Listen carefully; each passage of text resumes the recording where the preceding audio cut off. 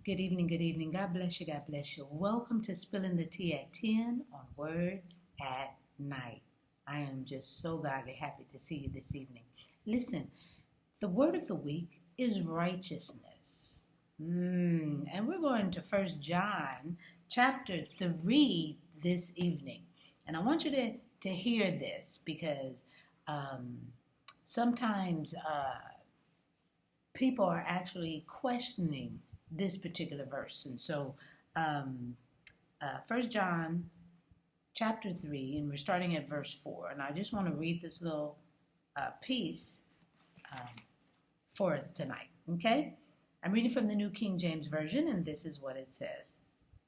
Whoever commits sin also commits lawlessness, and sin is lawlessness. And you know that he was manifested, meaning Jesus, to take away our sins, and in him there is no sin. Whoever abides in him does not sin. Whoever sins has neither seen him nor known him. Little children, let no one deceive you.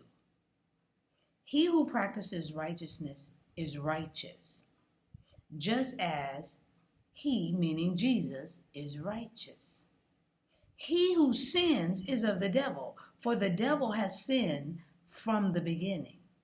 For this purpose, the Son of God was manifested, that he might destroy the works of the devil.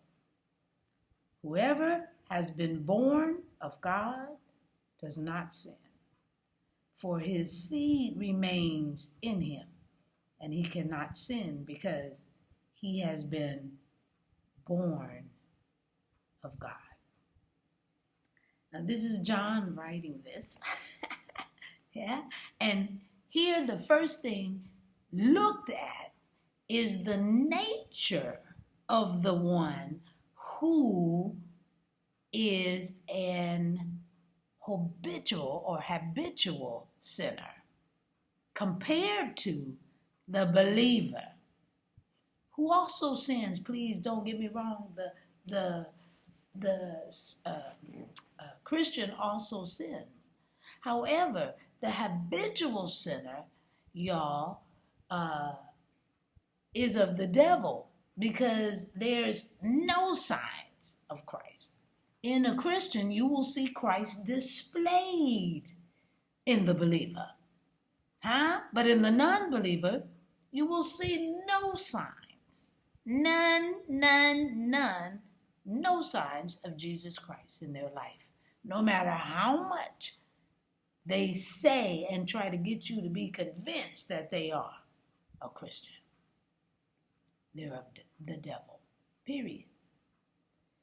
Christians are not sinless.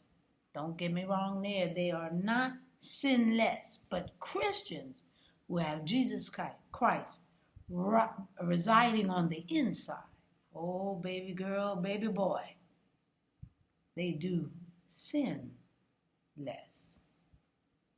I'm just spilling the tea at 10 on Word at Night while you guessed it, sipping on my tea. Let's pray. Gracious Father, thank you so very much for loving us the way you do.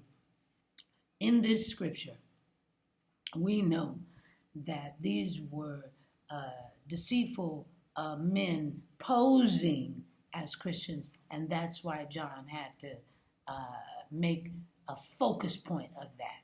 No, we know that you came to forgive our sins. We know that the blood has cleansed us. We know we were sinful. We know we are. And that it is only because of you that keeps us separated, where we can identify those who really know you versus those who don't. We thank you for the warnings. We thank you for the clues to help us. We're praying for them, Father, that they turn and get to know you better. That's Well, we're praying for those who really are not Christians. We're praying that they learn and hear a word that will turn their ways to know you better. As we pray and praise in Jesus' name, amen. All right, I'll see you tomorrow night on Spilling the Tea at 10. God bless you.